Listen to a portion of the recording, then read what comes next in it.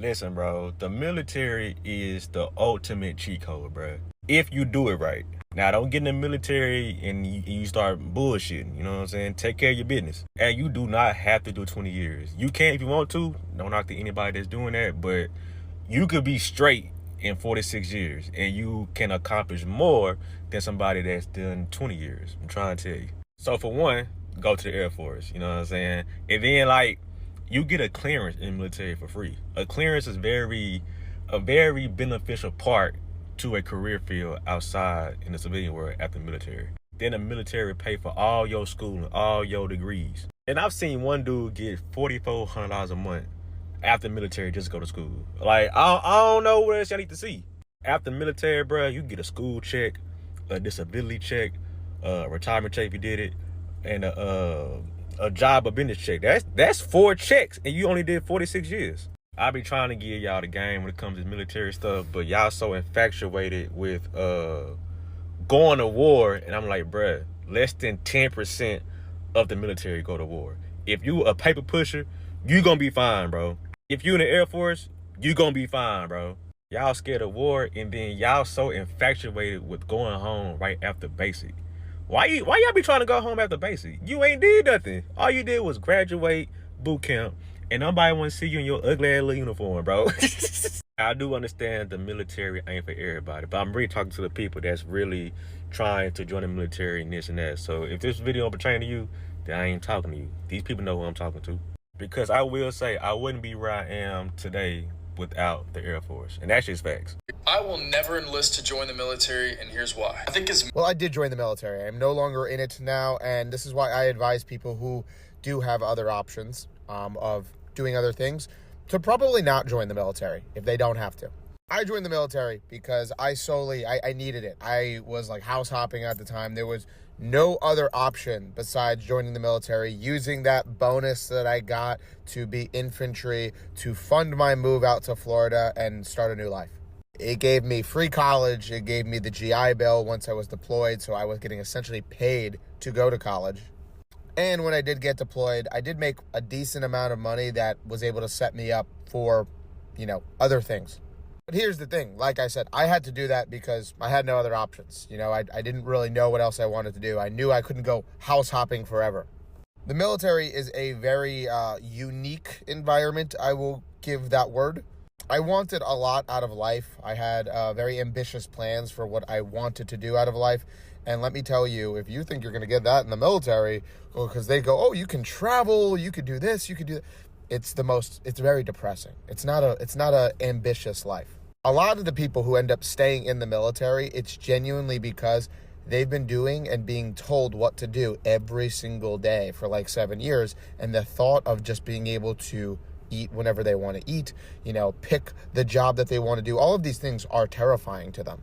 I know this might sound a little bit mean, but yes, I think we think a lot of the military is like what we see in movies. Like we think everyone is going to be like Mark Wahlberg in Lone Survivor. When in reality, if you're an entry-level military person, most of these people cannot even pass the fitness test. They can't do like 10 push-ups or run a mile. Also, depending on the branch and the job that you pick, I did infantry, so it was the lowest ASVAB score to get into that job, meaning your actual intellect needs to be not that high to be able to do that job. So because of that, you don't end up meeting the highest quality of people, and it's literally so difficult to have a conversation with some of these people who are in charge of you. A lot of the people, especially in National Guard, they'll be, part-time Army, and then they'll be, let's say, an officer or a sergeant in the National Guard or whatever rank, but then in their daily civilian life, they are, a manager or a cashier at Walmart. There's nothing wrong with that. But I always found it a unique little, scenario because, this cashier from Walmart is giving orders to like a friend of mine who's, on their way to becoming a doctor. God forbid you're in an area where you keep getting deployed constantly, and then the whole reason that you joined in the first place, which was, let's say, to help out your family or this or that, you can't even really spend time with them or see them because you're always away. So listen, I could list problems all day. What would my solution to people who, are in this situation be? If you want to join the military because you are passionate about our military and our country and you think we're heroes, okay, then you do that. But if you are doing it because you think, well, what am I going to do? How am I going to get benefits? How am I going to make money? I don't want to go to college. I'm not that smart. Whatever it is. Let me tell you, there are plenty of jobs where all you need to do is get a certification. You just need to get certified to do a job. Specific types of jobs, not all jobs. You do not need college degrees. You do not need even sometimes a high school degree, but get your high school degree. Save up somehow at least $8,000 to $12,000 if you can. Start planning now. And then if you can find a job that does not lock you in for 6 years like the military does and only gives you $20,000, which is taxed, by the way, so it's really like $16,000. And you get that over the course of the 6 years, not all at once.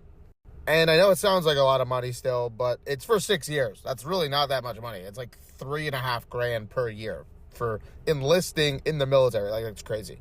But my point is, there's other options than to lock yourself into this absolutely depressing life. But if you're passionate about the military, and to each their own. I've noticed a lot of people who like doing blue collar work, like plumbing, electrical work, construction work, they seem to like being in the military more. So if you are one of those people, maybe the military is for you. But if you are like me and your goal is, financial freedom, traveling, starting your own business, I would look around if you have the option to.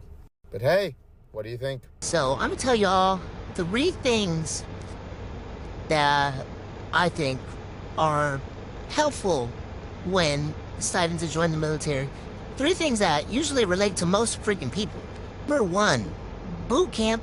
If that's the only reason you're not sending it on joining the military because you're scared of boot camp, please get that thought out of your head and just send it, okay? Because boot camp is the least of your worries. I know they make you think like boot camp is the worst experience ever, and for some other branches it might be hard, but for the Air Force specifically, it's a piece of cake, okay? Boot camp is meant to transition you from a civilian into a military member. So even though you get there on day 1 and you don't have your shit together, by the last day you are gonna have your shit together. That's the whole point of boot camp. Not to break you, not to make you scared of the military. It's just to transition you into the military. So don't let boot camp hold you back. Number 2, which is gonna be proof that I'm not a recruiter, because I'm gonna tell you the complete opposite of what a recruiter is trying to tell you. Do not, for any reason, sign a 6-year contract. Please. Like, I know when you talk to a recruiter, they're gonna hype it up and they're like, oh yay, you can come in as E3 instead of E2. Like, you want to sign 6 years instead of 4. I promise you, you do not want to sign 6 years instead of 4. Because 9 times out of 10, you are gonna regret that decision. I signed a 4-year contract. I came in as an E2, Airman Basic, no stripes on my uniform. And then 3 years down the line, I was making E4, E5 with everybody that joined as an E3. The only difference, though, is at that 3-year mark, I could get out if I wanted to get out. They could not get out. They still have to wait 2-3 years before they can even think about getting out. And most of the time, the people that sign a 6-year contract, they're the first ones getting the fuck out. So do not fall for that 6-year crap. Sign a 4-year contract and you will thank me later.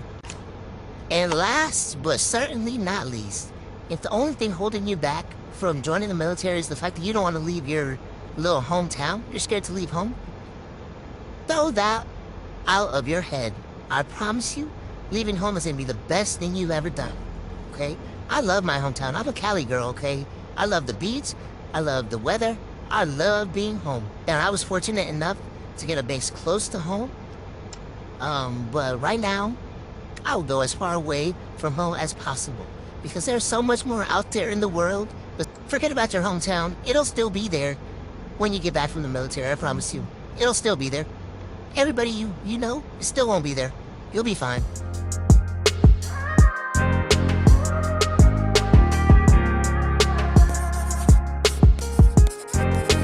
There's a lot of people out there who battle with the question of should they join the military, and depending on who you ask, your answer may be different. But honestly, no one can truly answer that question but you. On today's video, we will be discussing should you or should you not join the military. Although there's a lot of service members out there who can relate to each other. Whether you're in the Navy, the Army, the Marines, the Coast Guard, the National Guard, whatever service you may be in, a lot of people can relate their experiences. You must know that everybody's journey will be different. Should someone join the military, that really just depends on your circumstances, your options. Not everybody have the same options. Not everybody have the same circumstances. You got to look at it as, what am I trying to do with my life? What direction am I trying to go? What path am I trying to walk? What are my goals? You know, you have to look at it in that standpoint. Answer that. Let that be the first question you ask. When I first joined the military, I was young. I joined the Navy first. I believe I was around 19, 20. I joined the military because of my circumstances. Also my options. I had the mindset of going to college because I thought that, okay, let me get a degree because it guarantees me a job. Also, you know, I graduated high school.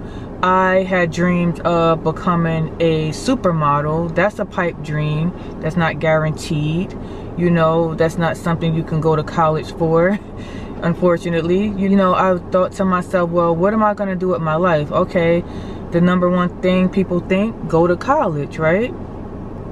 So I had trouble getting into college with financial aid. I needed my father to sign some documents. I still don't really understand the situation, but long story short, I'll explain that in another video if you guys are interested. But long story short, I had trouble getting into college. I needed my dad to sign some documents that he had refused to sign, and I really needed him in order to go to college. So therefore, I had to think, okay, well, what am I gonna do? What is my plan B? So one day I saw someone getting out of their vehicle in a military uniform, and I'm like, wow, she drive a nice car. You know, this person I knew personally, but they drive a nice car, they live a good lifestyle. Wow, the military can do that for you? So that's what motivated me to join. So I started asking questions, and I liked what I heard. And when she told me that they'll pay for my college, oh bingo, it was like, okay, I'm in there. So that was my motivation of joining. So like I said, circumstances, options, you know, what is your situation? What options and resources do you have? What direction are you trying to go? For example, if your passion is to be a doctor, right? You have the option of going to college. Of course, you have to go to college to be a doctor, right? Go to college. Or you can join the military and have them pay for it.